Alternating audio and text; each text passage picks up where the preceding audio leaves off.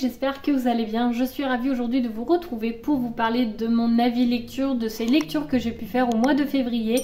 Il y a 7 livres plutôt que je vais vous présenter. La plupart sont des lectures qui ont été faites dans le cadre du challenge Petit mois petite lecture, donc je vous invite vraiment à aller voir le vlog si vous voulez vraiment en savoir plus sur les livres que je vais vous présenter, parce que je pense qu'aujourd'hui je vais quand même passer très rapidement dessus, parce que sinon pour ceux qui ont vu le vlog ça va faire très répétitif avec cette vidéo.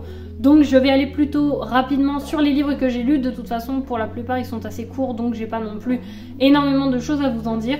Mais voilà un petit peu, je vais vous en parler mais plus rapidement. Mais il y en a un qui ne fait pas partie de ce challenge, donc celui-ci je vais pouvoir bien vous en parler parce que c'est un coup de cœur. Aujourd'hui je vais donc vous parler de Chère mamie tu vas rire, Le scaphandre et le papillon, La petite menteuse, Nos amis les humains. Ensuite en graphique nous aurons Les carnets de cerises, le tome 6, mais également Pinot, l'IA émotionnelle, donc que voici, qui est un roman graphique alors que Les carnets de cerises c'est une BD. Et pour terminer je vous parlerai du tome 1 de la saga de Dungeon Crawler Carl, qui est un coup de cœur. Nous allons commencer avec les quelques petits romans que j'ai pu lire lors du challenge Petit mois petite lecture, et nous allons commencer avec Chère mamie tu vas rire de Virginie Grimaldi, qui est tout simplement un recueil de lettres où tout simplement Virginie a pu noter tout au long de sa vie certaines petites anecdotes qui lui sont arrivées, qui sont ma foi d'un humour très impressionnant, où parfois quand c'est sur le coup on se dit c'est pas forcément très drôle, mais qu'après quand on le lit après coup ou qu'on redécouvre ça ou qu'on s'en souvient, bon voilà, tout l'humour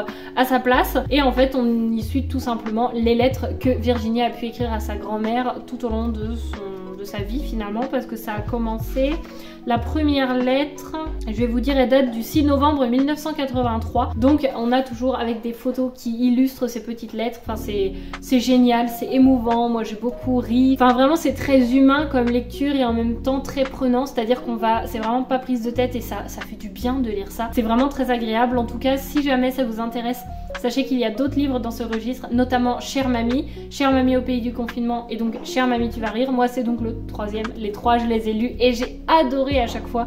Je vous avoue que je crois avoir une préférence pour Chère mamie au pays du confinement, qui a été exceptionnel, qui est sorti donc pour le confinement. Et franchement celui-ci, je ne sais pas s'il est nouveau ou pas, moi je l'ai trouvé d'occasion à Easy Cash, je ne sais pas de quand il date, mais en tout cas je suis très contente de l'avoir découvert et lu, parce que franchement je voulais le lire et c'est chose faite et c'est vraiment pas une déception. Patient en fait il est assez récent parce que son dernier livre c'est Une belle vie, qui a été publié à Flammarion en 2023, ah oui. Et bien celui-ci a été publié en 2023, donc il n'est pas si non plus ancien que ça. Après tout dépend si c'est début 2023, fin 2023. Mais en tout cas il est sorti après Chère mamie au pays du confinement, parce que j'avais un doute, mais voilà. Un que je me suis enfin tentée de lire parce que il traînait depuis je ne sais pas combien de temps dans ma pile à lire. Et Evali me disait à chaque fois mais lis-le, l'écriture, je vais vous montrer, est très très grosse. Il se lit vraiment en un après-midi, même pas, enfin il se lit très très vite. Effectivement je l'ai lu je crois en 2 fois mais très rapidement. Il s'agit de Nos amis les humains de Bernard Werber, où en fait on y suit tout simplement des extraterrestres qui enlèvent un homme et une femme qui ne se connaissent absolument pas. Et en fait on y suit vraiment cet homme et cette femme qui se retrouvent un petit peu dans une prison de verre, c'est-à-dire qu'ils ne voient pas ce qu'il se passe autour, ce qu'il se passe au-dessus, mais il y a des parois et ils ne voient absolument rien. Même les parois ils arrivent à les toucher mais c'est un petit peu en verre. Et franchement c'est d'un humour et c'est très intéressant sur la condition de l'homme, sur finalement la catastrophe qui peut arriver sur Terre un jour, dont finalement quand on n'est pas, on se dit ça va me bouffer le monde, je pourrais plus rien faire, ça va me détruire la vie. En fait de savoir quelque chose ça peut nous rendre triste, mais que finalement si ça nous concerne pas et qu'on le sait pas, bah on se fout peut-être la mine pour rien. Et c'est ça aussi qui est abordé dans ce livre, c'est que bon bah là il se passe quelque chose sur la Terre et donc les extraterrestres observent les humains comme des hamsters en se disant est-ce qu'ils se reproduisent, est-ce que ça peut se manger, est-ce que ça peut se domestiquer, est-ce que finalement bah, ils se rendent compte de ce qui se passe sur leur planète, parce qu'ils ont l'air quand même heureux, donc ils sont pas l'air vraiment d'être au courant.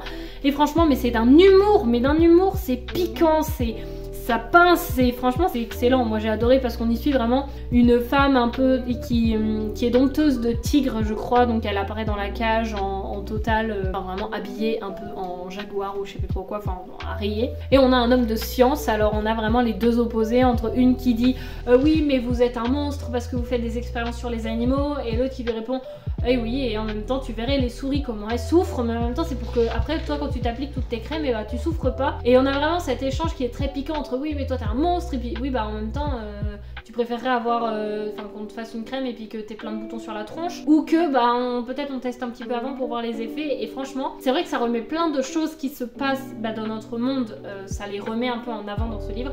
Et en même temps, mais comme je vous dis, c'est d'un humour, c'est génial. Moi, mais j'ai adoré, j'ai bien aimé, mais le seul bémol, c'est que j'ai trouvé la fin très abrupte, c'est-à-dire qu'on arrive à la fin et voilà. Et qu'est-ce qui se passe, on ne sait pas. On arrive à la fin sans que ce soit vraiment une fin, donc c'est une fin ouverte. Et si vous me connaissez un petit peu, je déteste les fins ouvertes. Vraiment, ça, pour moi, c'est vraiment ce truc en mode l'auteur a la flemme de finir son livre, il est là en mode vas-y, les lecteurs.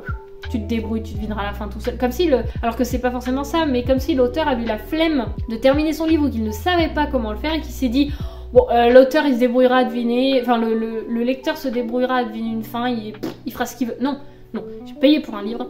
Je veux que soit tu me tires des larmes, tu me tires des larmes de joie, que tu me fasses ressentir des émotions, mais je veux pas être sur une ouverture comme ça en fait, enfin c'est nul. Moi j'aime pas les livres de fin ouverte et là c'est clairement ce qui s'est passé, donc j'ai trouvé ça dommage. Mais bon, sur un petit livre comme ça, c'est pas non plus comme si on était sur un gros roman avec beaucoup d'enjeux, donc ça passe. Mais il y a quand même ce petit point négatif à soulever. Sur les fins un peu moitié apprécié, moitié non apprécié, on continue avec La Petite Menteuse de Pascal Robert Diard, publié aux éditions Proches. Je ne sais pas, je ne vous ai pas dit les maisons d'édition des deux autres livres d'avant, mais les deux étaient de chez Le Livre de Poche. En fait, c'est écrit « Je veux être défendue par une femme », a dit Lisa en se présentant à Alice Quéridreux. Un face-à-face commence, ni l'une ni l'autre ne savent jusqu'où il va les mener. Donc on y suit tout simplement Lisa qui exprime avoir été agressée sexuellement par un homme.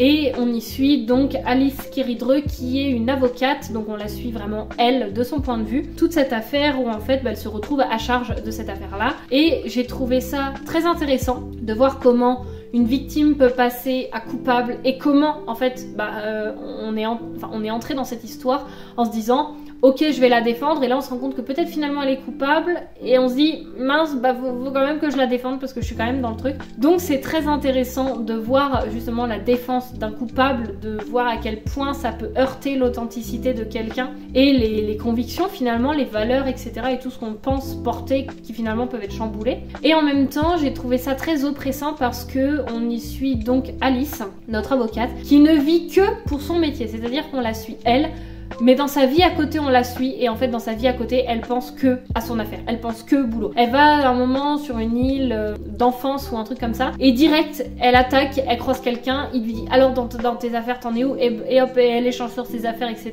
Elle croise ses enfants et hop elle échange sur ses affaires. C'est très oppressant parce qu'en fait on a l'impression qu'elle a plus de vie, qu'il y a que le travail. Et wow. On est sur un livre qui fait 163 pages. Vraiment j'avais envie de dire mais il me faut une pause quoi. Enfin c'est prenant pendant 160 pages de lire que ça. Bah ouais, c'est un peu prenant et fais une pause quoi. Genre vraiment mets un peu de recul parce que là t'as la tête dans le guidon, tu ne réfléchis même plus. Et ce que j'ai trouvé dommage, et bien c'est qu'en fait à la fin de cette histoire, au moment où le débat, la défense va commencer, on s'arrête là.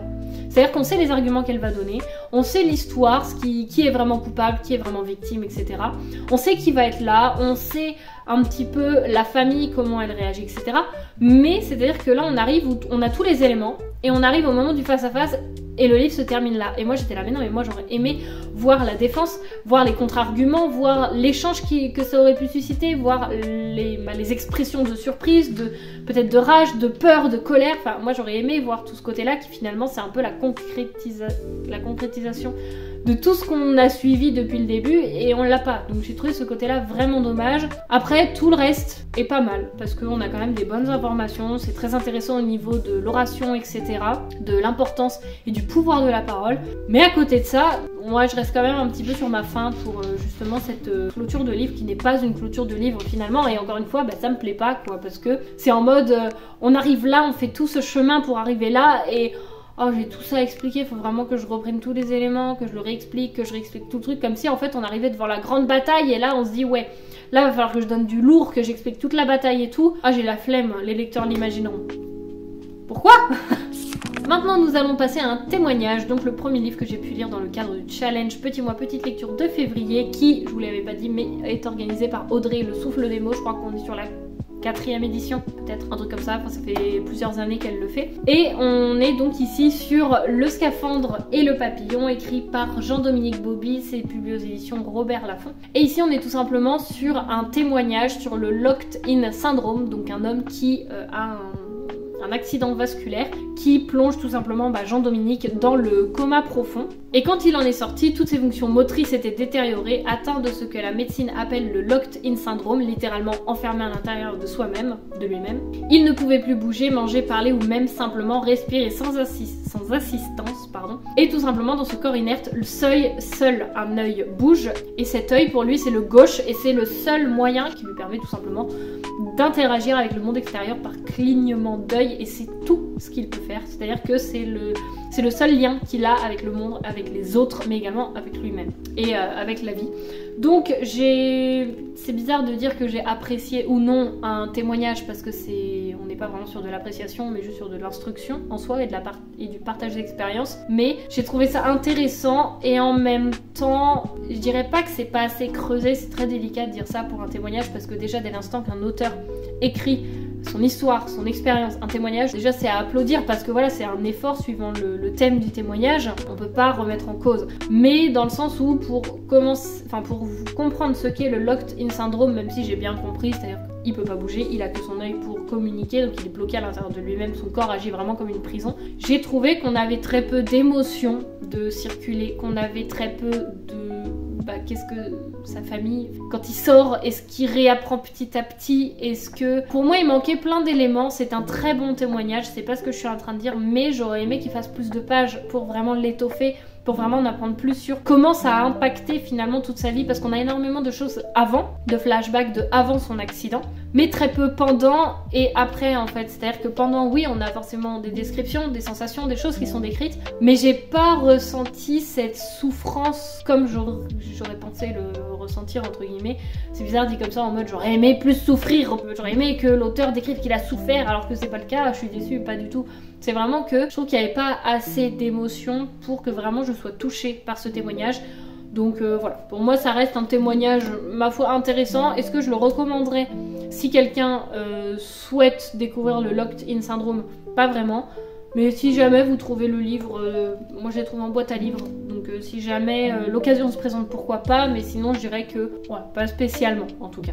Maintenant que nous avons fait tous les romans que j'ai pu lire pendant le challenge Petit mois petite lecture, nous allons passer aux deux graphiques et ensuite au dernier roman. Donc pour le premier graphique qui est Pino, l'IA émotionnelle, c'est écrit par Takashi Murakami et publié aux éditions Pika, donc dans la catégorie graphique. J'ai adoré tout ce qui est abordé, vraiment ça a été un coup de cœur, je peux dire un coup de cœur, ça a été une excellente lecture parce qu'on y suit tout simplement Pino, qui est un genre de robot qui a été fait, donc il y a plusieurs générations de Pino, et il faut savoir qu'à un moment donné, il y a un Pino qui travaille dans justement le test de produits sur les animaux, jusqu'au jour où en fait il doit, je sais plus exactement pour quelle raison, il doit faire imploser du coup le dôme dans lequel il est situé, le dôme où il n'y a aucun être humain, où vraiment Pino est le seul être doué de fonction à être avec ces animaux là, jusqu'au jour où donc il y a quelque chose qui se passe, je crois par rapport au test sur les animaux justement, et le dôme doit avoir la consigne d'imploser.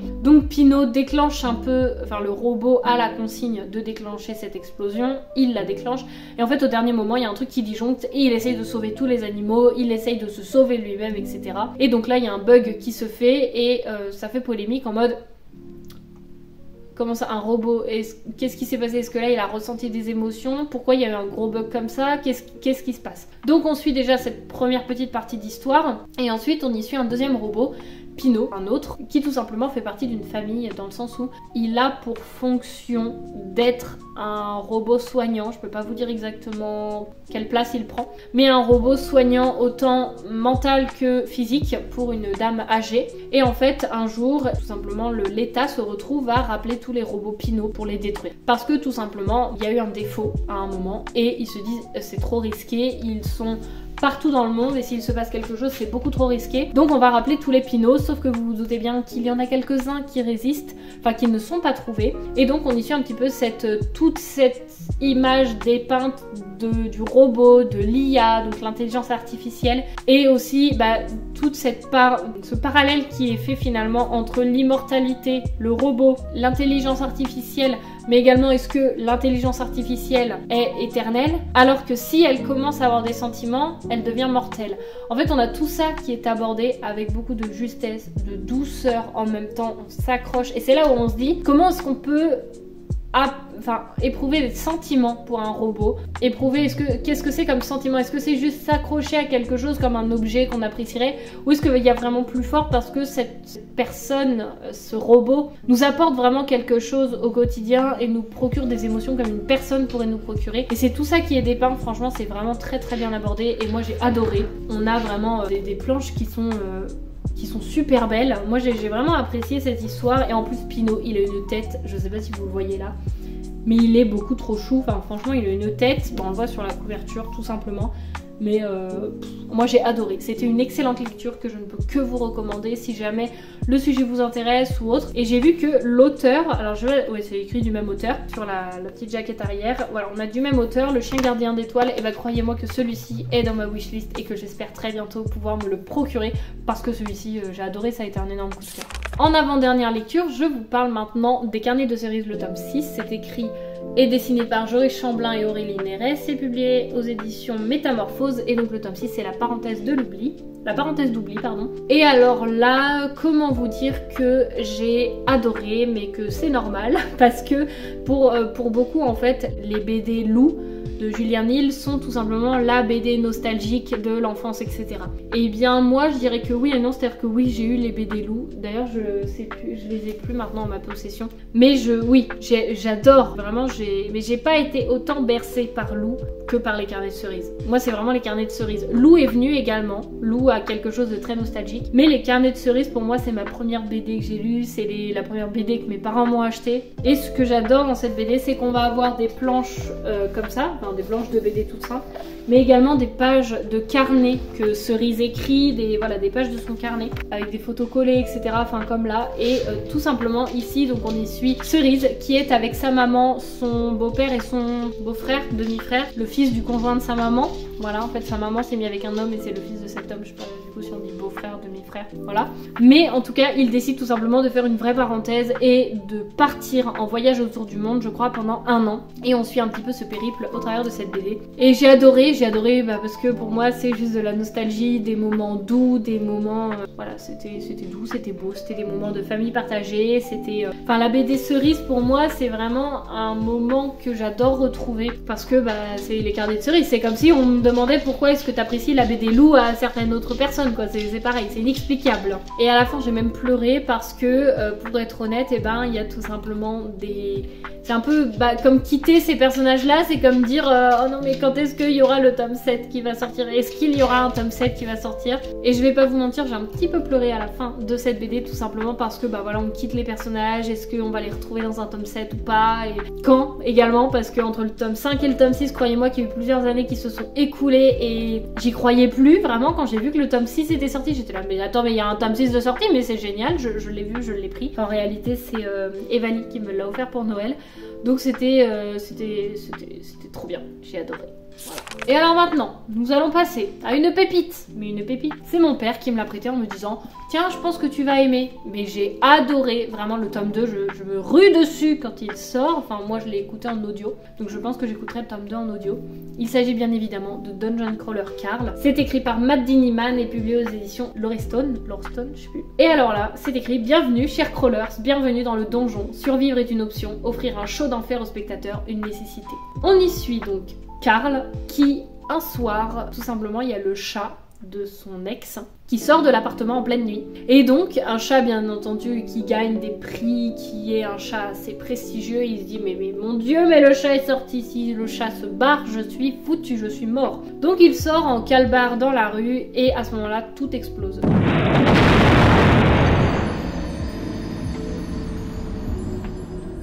C'est-à-dire que tous les bâtiments s'écroulent, toutes les personnes sous une tente, dans une voiture, tout explose, tout se défonce. Et donc il reste toutes les personnes à l'extérieur qui survivent. Et les extraterrestres leur expliquent qu'en fait les humains il y a je ne sais combien d'années avaient une peine à purger, ce qu'ils n'ont jamais fait. Donc ils viennent un petit peu s'emparer de la Terre pour tout simplement offrir un show au monde entier, à l'univers entier, où tout simplement, dans les souterrains, ils vont créer un énorme donjon qui... J'ai le chien qui a le nez qui est comme ça sur la fenêtre. Merde, je voulais vous montrer mais il s'est enlevé. Et il me regarde leur dire tu me juges là? Oui, totalement. Donc je vous disais, ils vont dans ce donjon et on a des niveaux à passer, des boss à passer. Si vous aimez les jeux de rôle, les escape games, si vous aimez l'humour, si vous aimez les boss, les niveaux, les capacités à débloquer, les compétences, les familiers, franchement, mais ce livre, mais c'était une pépite, j'ai adoré, c'était génial, c'était plein d'humour, on suit des boss qui sont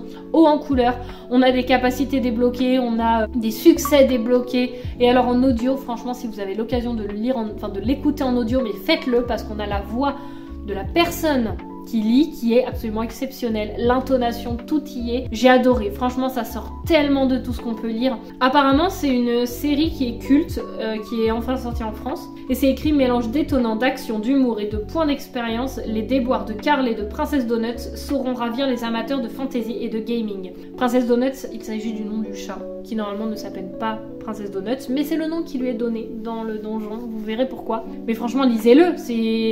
Waouh, c'est exceptionnel, c'est haut en couleur, ça sort tellement de tout ce qu'on lit que moi ce livre, je trouve il sort de tout. C'est-à-dire que je n'ai jamais lu aucun livre semblable. C'est génial. Lisez-le. Franchement, lisez-le. Je n'ai qu'un mot à vous dire, c'est que je crois que je suis plus droite. Attendez, j'essaie de vous replacer un petit peu comme je peux. Mais franchement, c'est exceptionnel. C'était génial. J'ai adoré. Croyez-moi que le tome 2 va vite passer à la casserole quand je vais en entendre parler. Donc voilà pour ce qui est de cette vidéo. J'espère vraiment qu'elle vous aura plu, que certains de ces livres vous auront intéressé. Franchement, là, il y a de quoi faire. J'ai plein d'excellentes lectures dedans. Donc, piochez. Foncez. En tout cas, encore une fois, j'espère que cette vidéo vous aura plu et que vous aurez passé un agréable moment à visionner cette vidéo. N'hésitez pas à me faire un retour, cela me fait toujours extrêmement plaisir. En tout cas, moi je vous souhaite de faire de très belles lectures, de très belles découvertes littéraires. Et je vous dis à la semaine prochaine pour la nouvelle vidéo. Salut!